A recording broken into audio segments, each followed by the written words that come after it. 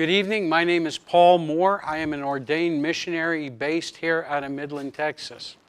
I work for a group called Texas Arms of Love, and I'm on additional transfer to another group based out of South Africa called Harvesters Ministries.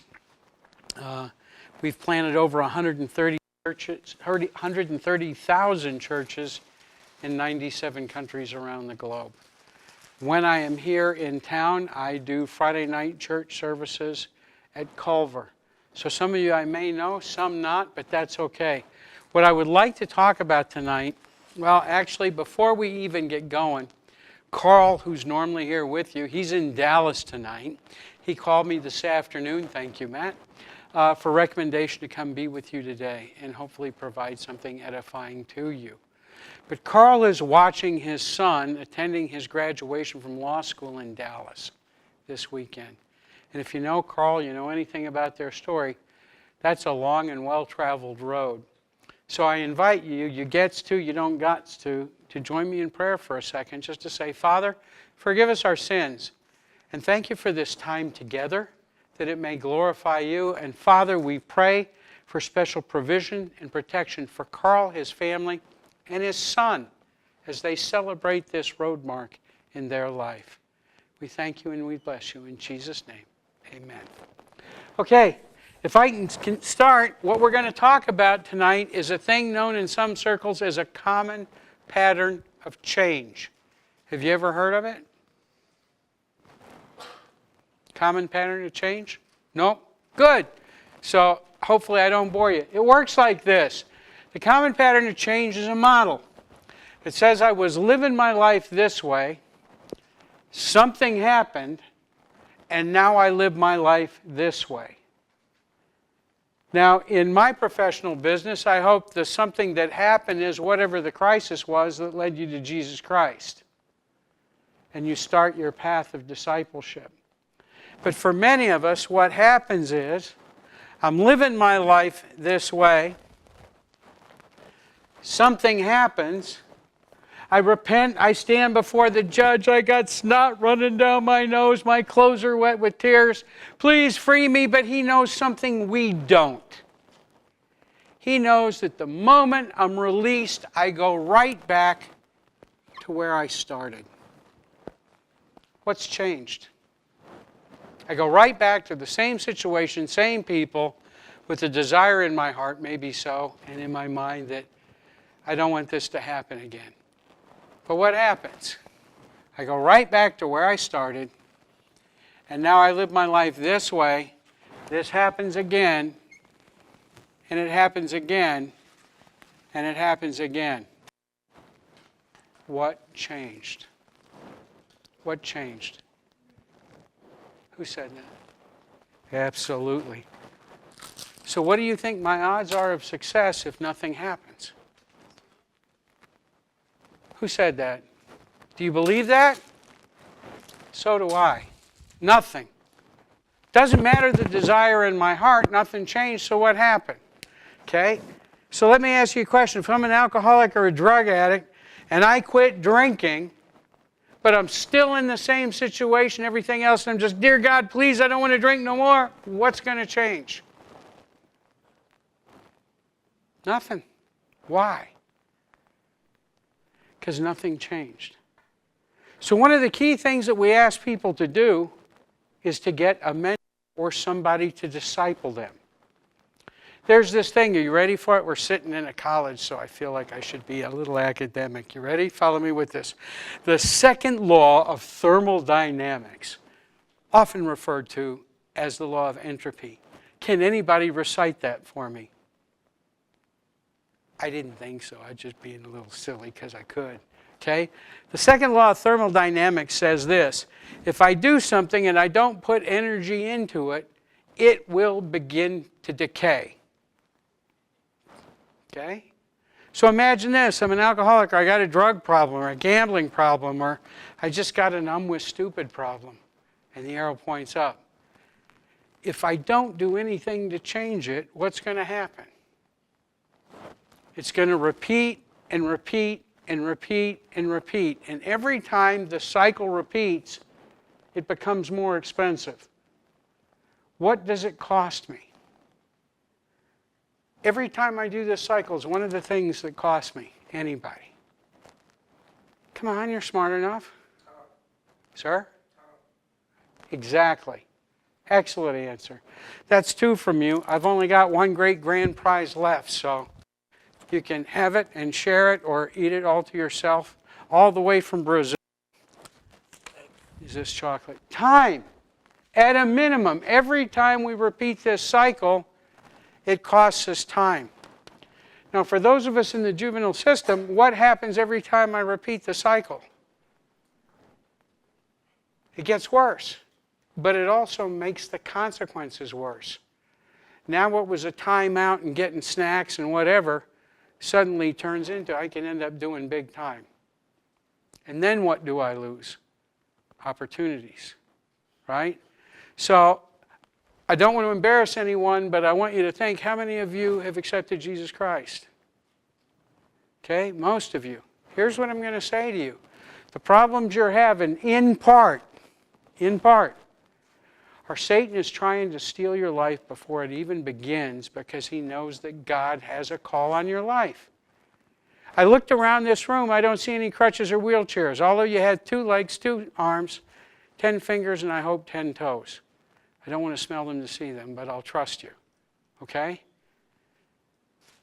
You're having the problems you're having because you're oftentimes too smart. You see the end before everyone else does. You get bored.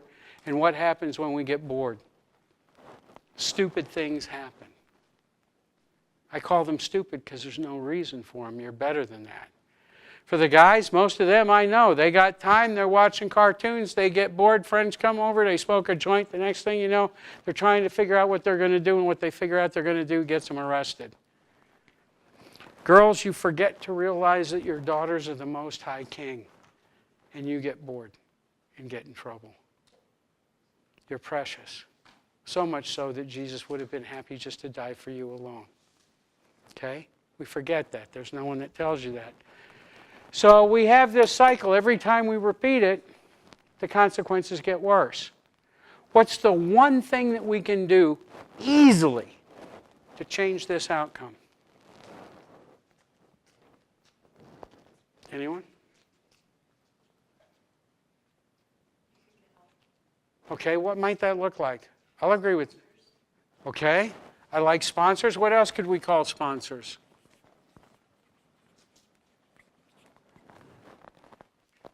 Would you accept mentor? Yes? No? Would you accept discipler? What do these people represent as a whole?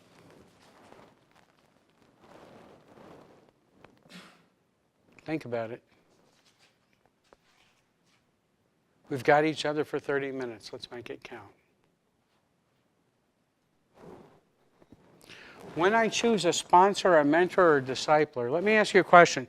If I'm really good at basketball, and I'm here at Midland College, and I'm playing basketball, and I've got skills, what is the coach going to do? He's going to teach me, but how's he going to do that? Is he not going to assign another coach to me to either help me with my shooting, my defense, right? If I say Tiger Woods, do you know who he is? The golf player. Do you know how many coaches he has? Go ahead. 5. One for every area of his life, to include 2 areas of his golf game. Successful people have coaches, they have mentors. So my question to you, you've already felt the pain of the system. Where's your coach? Why do you not have a coach? Let me ask you this. What can you control in this system? What can you control? Ma'am.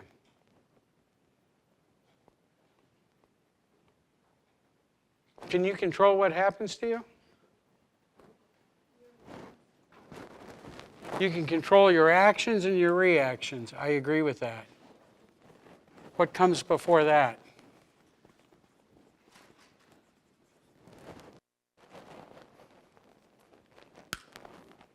What comes before actions and reactions? Yes, ma'am. Your thoughts. I'm going to have to take the candy bar away and give it to her. She's playing. You're not. No, I'm teasing. It's yours. What's another way I can say that? How about thinking? Would you agree with that? Okay, remember we talked about entropy. What was entropy again? If I don't put energy into something, what does it do? It decays, it dies, absolutely. So, when I got returned back home, what was my thinking? I didn't want to go back. True? Yes? No? Okay? So what energy did I put into that thinking? So then what's going to be the result? Yep. So the greatest thing we can do here to help ourselves is to get a mentor. How many of the people in this room have a mentor or a discipler or a coach? Please raise your hand. If you can't answer yes to a sponsor, a mentor, or a discipler, or a coach, please consider this your invitation to find one. Because the thinking will decay, will go back if you don't significantly change something. I'm glad you're here tonight. That's great. We accounted for about 2 hours of your time, right? The time it took to get ready and come here, the time together, and the time to get home. How many of you were journaling? Most successful people in life, the first thing that they have is this. The second thing that they have is that they keep a diary or they journal. Why would they do that? What would be the benefit of that?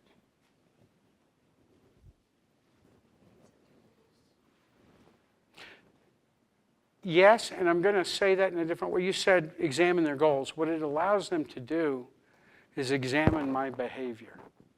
How did I interact with other people during the day? And were I making choices to serve my goals? Right? So here's the thing. I know I don't want to go back into custody. It's kind of crummy. Now, I'll be honest with you. I wore an orange jumper. So I'm not here to preach. I'm here to wonder why you're not doing what it takes to do something different. I was angry for a long, long time, and it cost me a lot. That's why I'm here tonight. I would like to try and invite you to consider other opportunities. Okay? Daily journal allows me to review my activities. Is it in keeping, right? My interactions. What if I got in an argument with somebody and I thought one way, and then I started journaling and I realized, wow, I was reacting without thinking. Does that make sense? So that gives me an opportunity. What's something else I could do?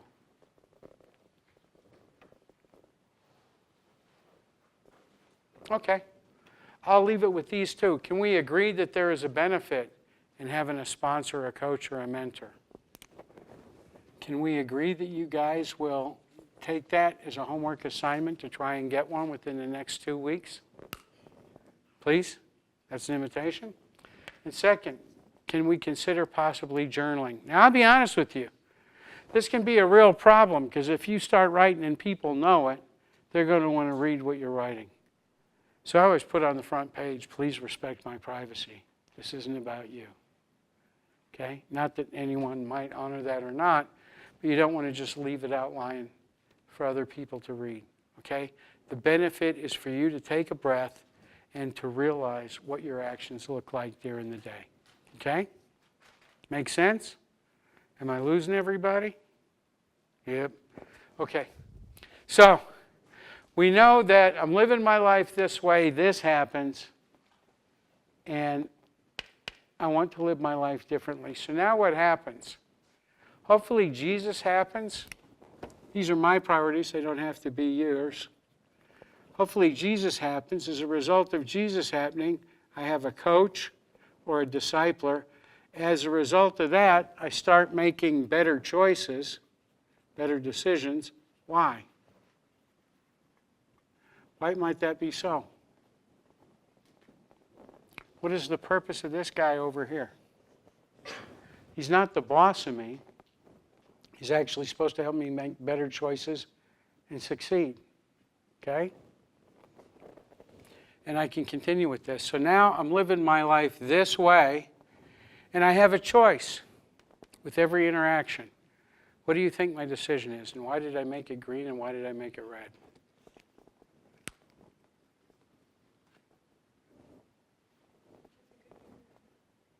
Ma'am? Yes. I like to say it this way. Are you ready? I can believe a truth and things get better. I can believe a lie that I've told to myself or someone else has told me and things get worse.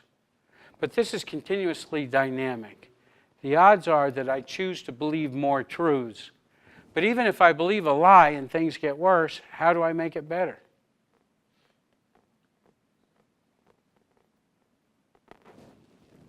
How do I make it better? Even if I choose poorly, what can I do? I can immediately choose better. And the hope is that with your coach and your good values, you keep doing things better. Make sense? Does it make sense to you? Does it make sense to you? Do you have a coach? Why not? Do you have a mentor? Talk, sir? It's not about sports. It's about your thinking. Okay? How about you guys? Yes. Yes, I like that. Cool. How about you, sir? Yes, no, maybe? Okay. You going to get one? I mean, you don't have to because I said so. I just don't want you to stay in the system. I want you to do better. How about you, sir? You got a coach or a mentor or a discipler? Why not? You don't need one? Okay. I hope that that's true. I read this book that says, woe is the man who does it alone. Blessed is the man who has a partner to help him when he struggles, and a triple braided cord is hard to break. In English, it means if I want to do it by myself, I'm free to do that. But who's going to help me when I fail? If I have someone to help me do it, if I struggle, there's someone there. And if there's at least 3 of us engaged, it's a hard thing to trip me up. How about you? You do? That is awesome. Well done. Thank you. How about you, sir? I like your hat. You got a coach? Cool. And you, sir? You going to get one? Well, you want to succeed, right? Okay, do me a favor. The next appointment you have with them, talk to them about it and how it could help you. I mean, it only makes sense. If you've got skills, right, either professionally or academically or in sports, people get someone to coach them. Why? So they can do better.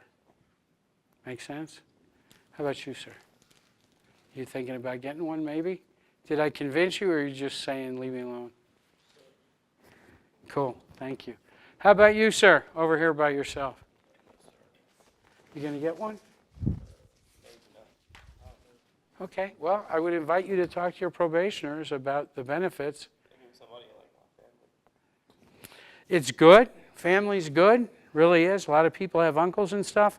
The problem is people find it difficult to be transparently honest with people in their family.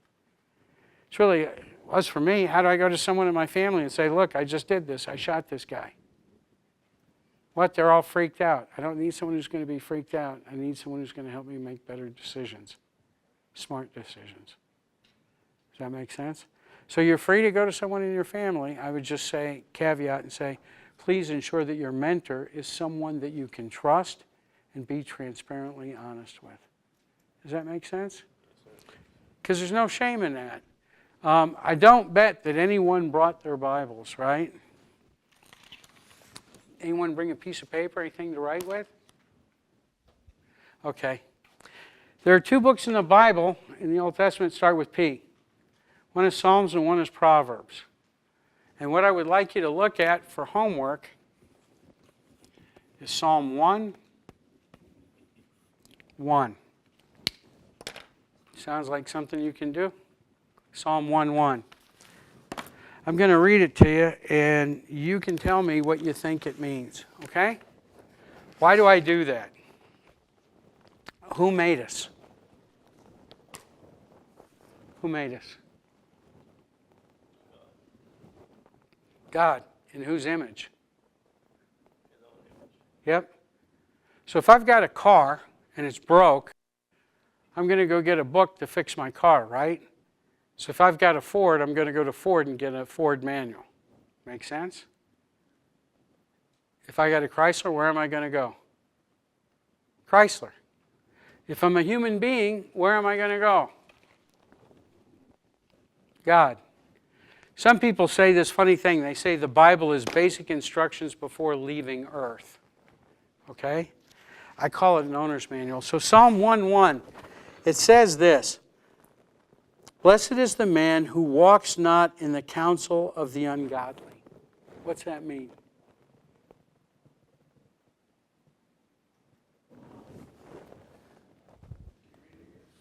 I sure will.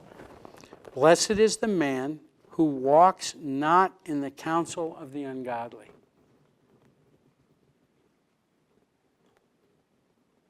So if we want to be blessed, if we want to find favor, what's one of the first things that we don't do?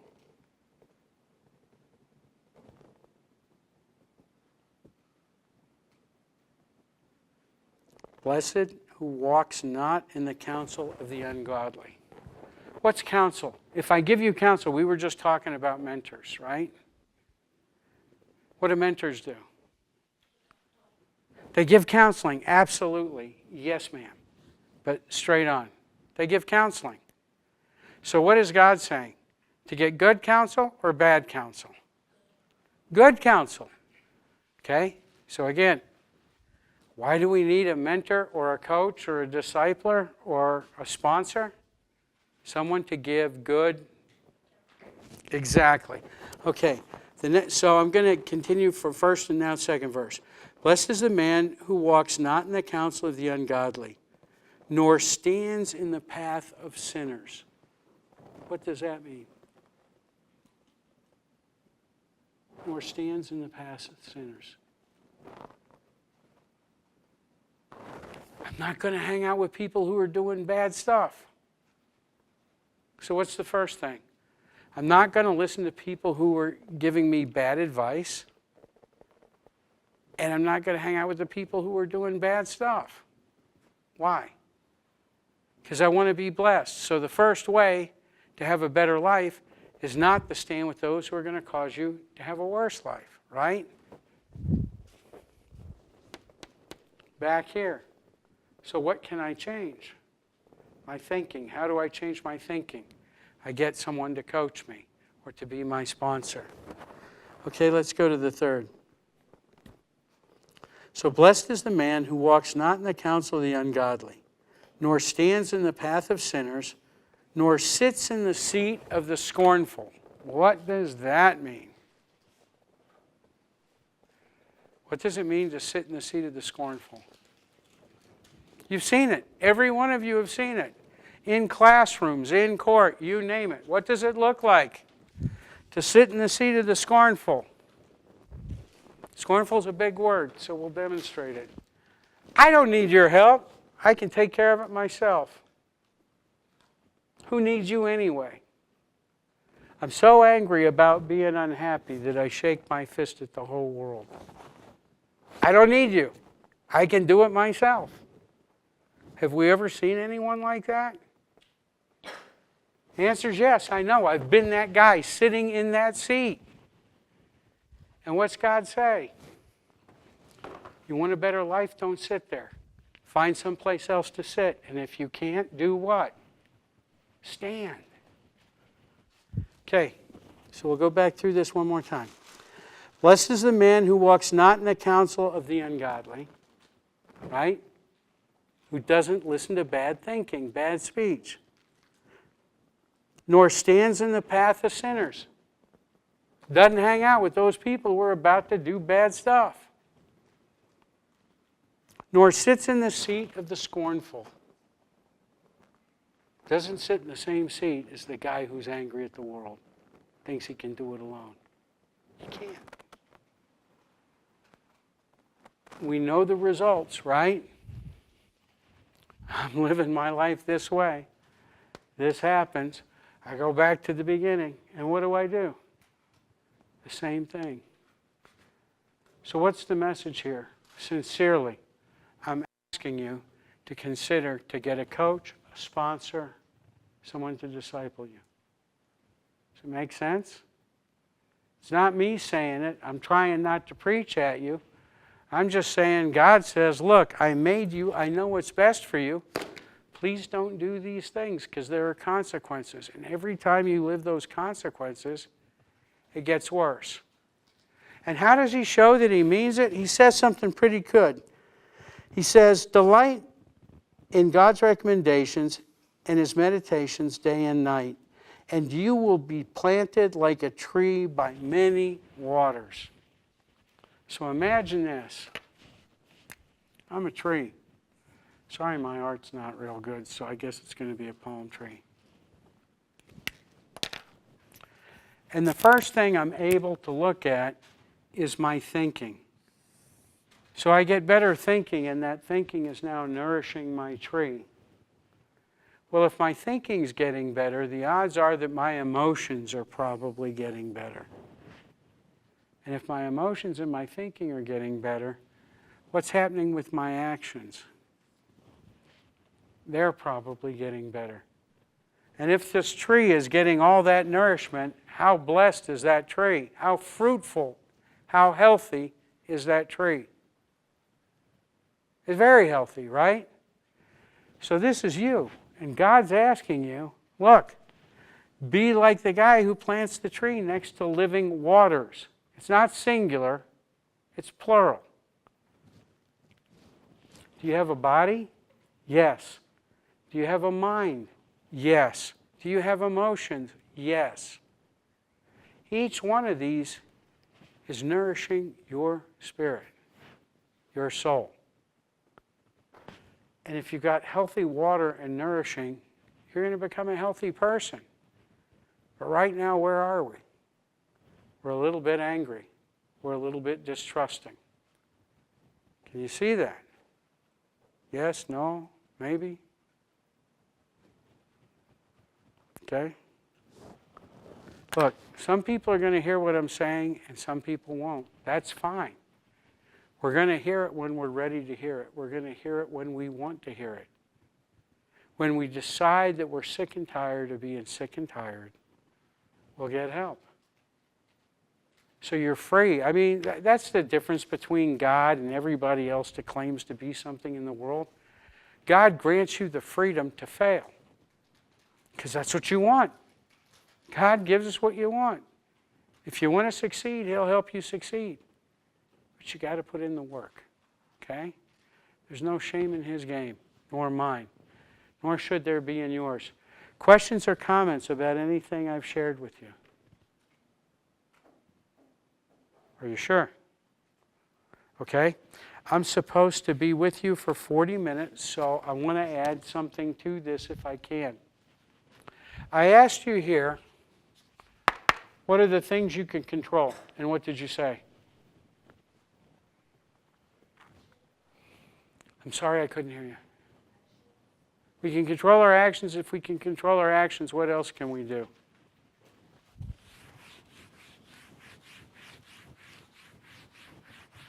What comes before actions? Okay? Can I say our thinking, or you want to go with thoughts?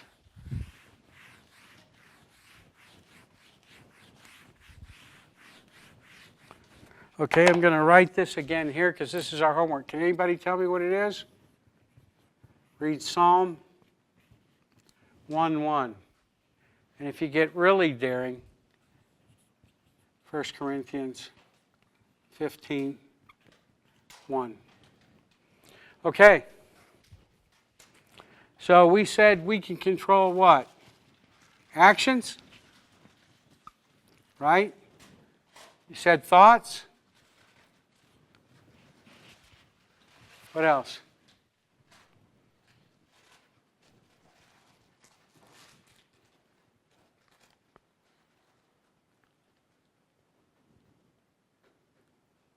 Anyone?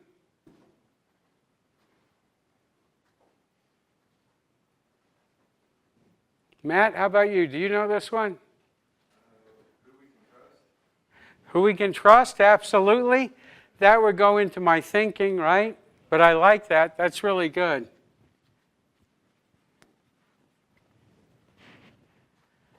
What else?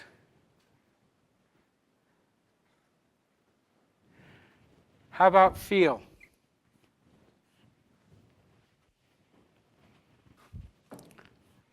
So we have think, how we think, how we act, how we feel. Now there's a problem with one of these, and it's feelings. What's the problem here?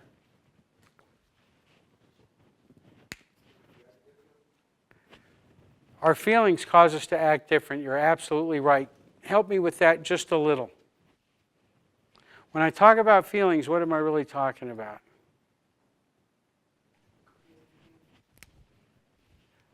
I'm going to put a slash here.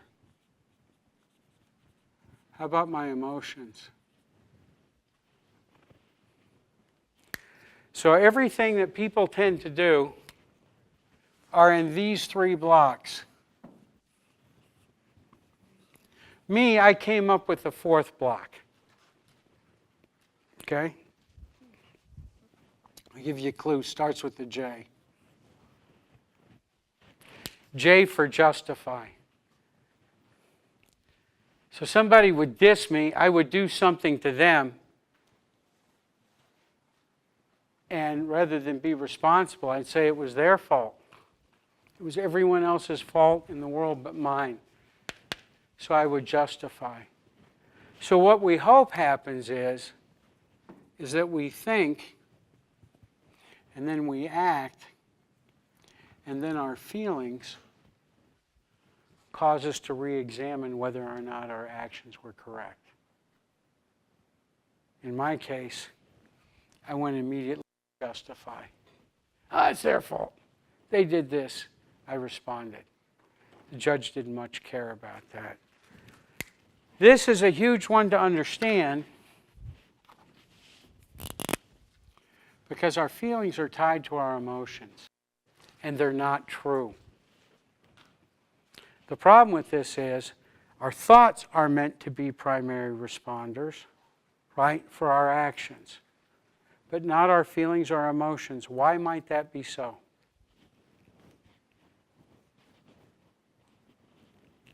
What do you think? How about you, sir? What do you think?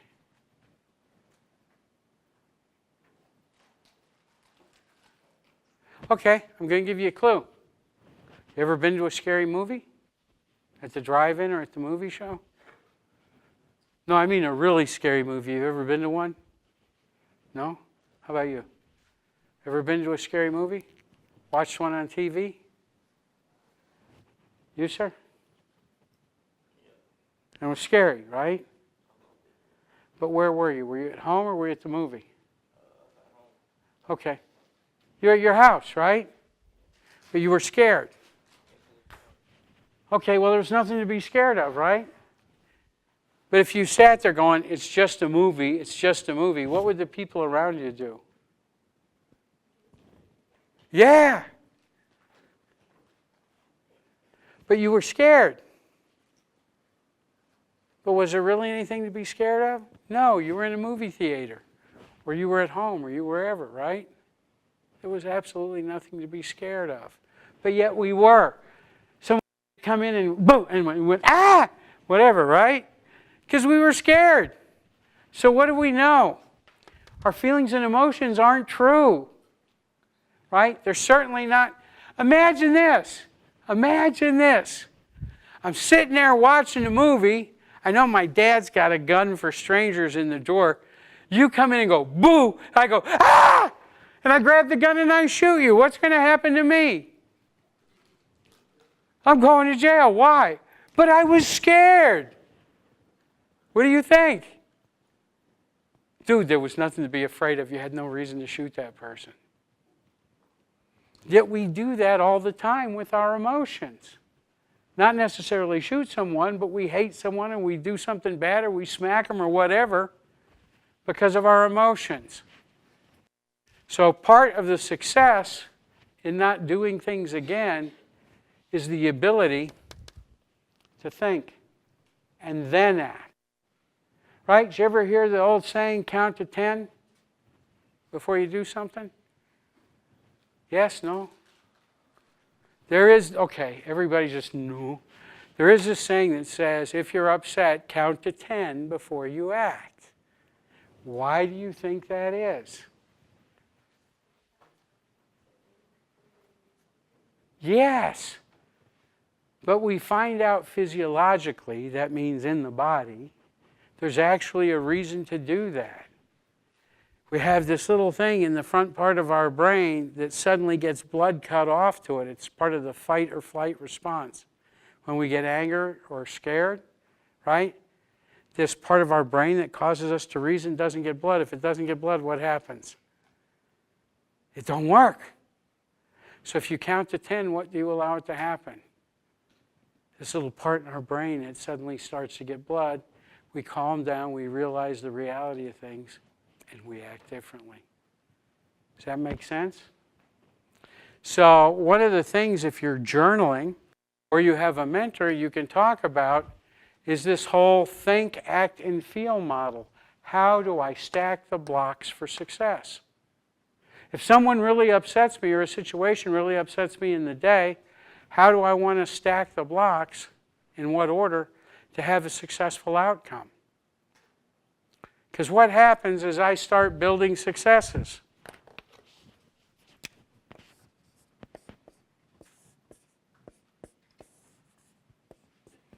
Now how's my life going? Is it getting better or worse? Better. Okay? I'm going to stop here. Any questions or comments?